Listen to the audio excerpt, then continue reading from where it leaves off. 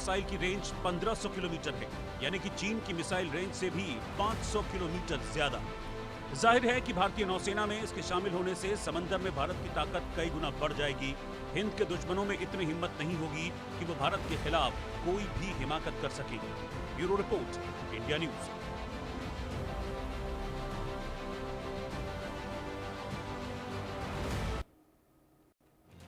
चर्चा करेंगे, समझने की कोशिश करेंगे, क्योंकि बहुत सारी चीज़ें आपने रामायण और महाभारत में देखी होंगी।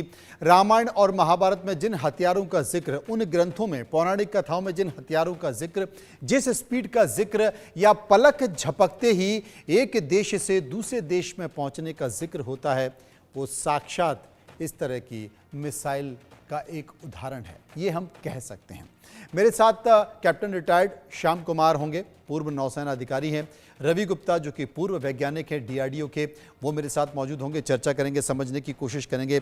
रवि साहब, ये कहें कि long range anti ship missile के जरिए स्क्रैप मैट और ग्लाइड तकनीक का शानदार नमूना पेश किया गया है। क्यों? इसलिए क्योंकि इसमें हीट, जो स्ट्रीम हीट है, उससे निपटने के लिए एक बेहतर मटेरियल का इस्तेमाल किया गया, क्योंकि कोई भी स्पीड, ये कहा जाता है इस मिसाइल के बारे में कि 1 सेकंड में ये 3.5 किलोमीटर तक का सफ़र तय करती है, तो स्वाभाविक तौर पर हीट भी बहुत ज़्यादा होगी। मतलब इसकी खूबी क्या है, हम आपसे ये जानना चाहते हैं। देखिए, मैं पहली बात तो मैं ये कहूँगा कि डीआरडीओ ने पिछले गत वर्षों में जो काम किया है मिसाइल टेक्नोलॉजी में, आज हम पूर्णतः आत्मनिर्भर हैं, पूरी तरह सक्षम। तो विश्व की कोई भी मिसाइल टेक्नोलॉजी ऐसी नहीं है जो हमारे पास ना हो। हमने अपने दम पे खुद उनको डेवलप किया है। तो अब आपने बात की इस long range anti ship missile की, तो ये हमारे पास जो अलग अलग जो तकनीकें हैं, उनको मिला करके हमने एक खास मकसद के लिए, यानी कि दुश्मन का जहाज हमारे इलाके में है या कहीं पे भी है, अगर हमें उसको ध्वस्त करना है, तो हम ऐसा मिसाइल जो कि बहुत तीव्र गति से और कुछ चंद मिनटों में ही जाके वहां पे अटैक कर सके, प्रिसीजन अटैक कर सके। ये एक मिसाइल की खूबी है। और क्यों है? जैसा मैंने बताया कि आज हमारे पास मिसाइल के क्षेत्र में, प्रक्षेपास्त्रों के क्षेत्र में जितनी भी तकनीकें चाहिए होती हैं, वो सब हमारे पास है।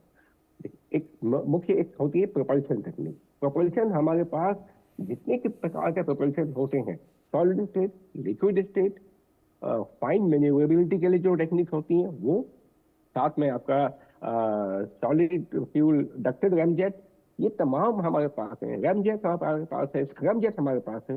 हम हर तरह की जितने भी प्रोपल्शन है उसमें महारत हासिल रखते हैं। इसी तरह से नेविगेशन, कि हम गंतव्य स्थान तक बहुत ही एक्यूरेसी के साथ पहुंच सके, उसमें हमने महारत हासिल की है। हमारे जो मिसाइलों की एक्यूरेसी है वो विश्व में सबसे बेहतर है, इसमें कोई शक नहीं। फिर आता है टर्मिनल गाइडेंस। तो टर्मिनल गाइडेंस में जो आमतौर पर जो बैलिस्टिक मिसाइल हैं, जैसे मैं अग्नि की बात करूं, अग्नि 1, 2, 3, 4, 5 सीरीज जो है, उसमें टर्मिनल गाइडेंस में आप किसी सीकर का इस्तेमाल नहीं करते हैं। जैसा आपने बताया अभी कि इसमें हीट बहुत ज्यादा होती है। जब वो अग्नि 5 जब पृथ्वी के एटमॉस्फेयर में एंटर होता है और टारगेट के नजदीक आ रहा होता है, उसकी गति करीब आवाज की गति से, ध्वनि से 25 गुना ज्यादा हो जाती है। इतनी तीव्र गति में उसका जो सतह का तापमान है 5000 डिग्री से ऊपर पहुंच जाता है। तो इस गति पर कोई भी चीज, मटेरियल उसको सीकर को प्रोटेक्ट नहीं कर पाएगा जी।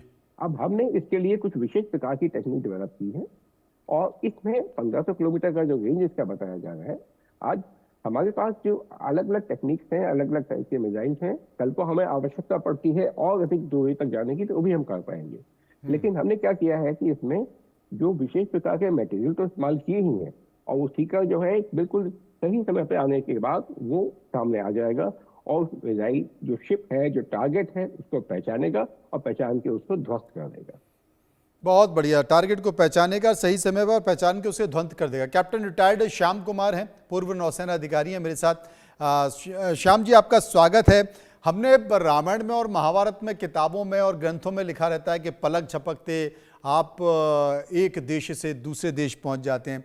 लोग कहते हैं कि साहब कथाओं की बात है, हकीकत नहीं है। लेकिन ये जो मिसाइल है, ये मिसाइल 12,144 किलोमीटर प्रति घंटे की रफ्तार से चलती है। मुझे लगता है कि पुराने ग्रंथों में जो बात लिखी थी वो साकार हो रही है वैज्ञानिकों के जरिए।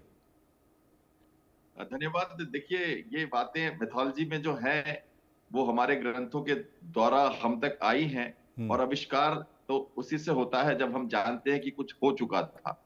तो उस मोटिवेशन के साथ हम